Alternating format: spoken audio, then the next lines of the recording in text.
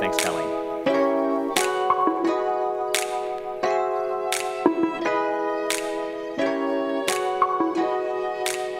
So alopecia is basically complete or partial hair loss, and that can be hair loss from any parts of the body that grows hair. Just in simple terms, just complete or partial hair loss. The conversation on beauty and hair loss continues to be a growing one, especially for women in the Black community. Tonight, we introduce you to a few people who've experienced and are battling with alopecia in tonight's series called For the Love of Hair.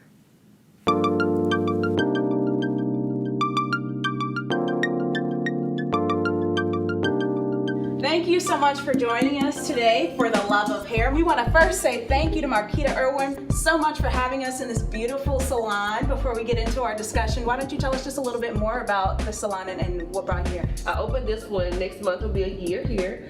I opened it a little bit after my dad died. This gave me some more inspiration, more peace with opening this salon. I focus more on healthy scalps, hair growth, and healthy hair. I work with women with hair loss. I've created a product that helps with people that deals with alopecia. Alopecia has impacted you some way or another. We're going to start off by going around the room. Larry is definitely someone who works with us that we see every day, and looking at him, because his hair is thriving, by the way, you wouldn't know that he has been impacted by alopecia. So Larry, tell us your journey. I was in middle school, and one day I was sitting in class, and my friend sitting behind me was like, he tapped me, he's like, Larry, you have a bald spot on your head. And the next day, Larry's getting bigger. I was like, okay, Larry's getting bigger. And it came to the point where I would wake up in the morning and I would see hair in my pillow. I remember not knowing what was happening. You know, I'm 12, I'm like, is this, you know, adolescence? Like, what's going on here? I go into the doctor, he's like, yeah, that's alopecia. I don't really know when I started to get alopecia. I knew my hair was thinning. Got the mirror and looked at the back of my head, and I saw the plug. I was simply losing my hair. Took a deep breath, turned in the shower because I didn't want my son to hear me cry.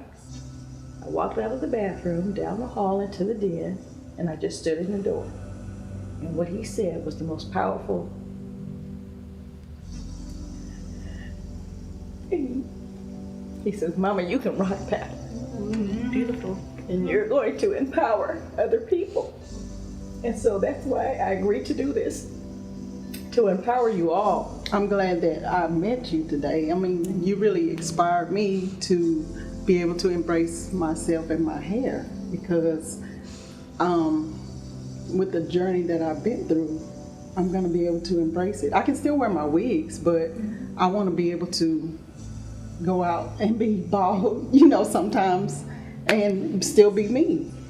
When did you start loving your hair as it is? What does your hair love journey look like? For me, it really started when my sister when my younger sister, Brittany, decided that she wanted to go natural. And I was just like, why do you want to do that? And she was just like, I just think that, you know, being natural is just, you know, it's natural beauty. It's something that God has given us. So why not embrace it? So I was like, okay. So like after I saw her go through her natural hair journey, I was like, you know what, Lord, I think I can do this too. Had alopecia, didn't want to wear the wigs because I am single, I was single, and I just wanted whoever saw me to really see me. Well, someone did. Come on. And so I am getting married. I mean, that's a real hair love journey. I love that one. It's my hair love journey. Really, the conversation can go on beyond this room, beyond Hair Glory Studios here in Tyler. We want to encourage you all to join in on the conversation with us using the hashtag For the Love of Hair. You said, you know, we want to love our crowns, so we can go ahead and wrap it up by all of us just putting our crowns on. They're always going to be here in spirit. So thank you so much for joining us.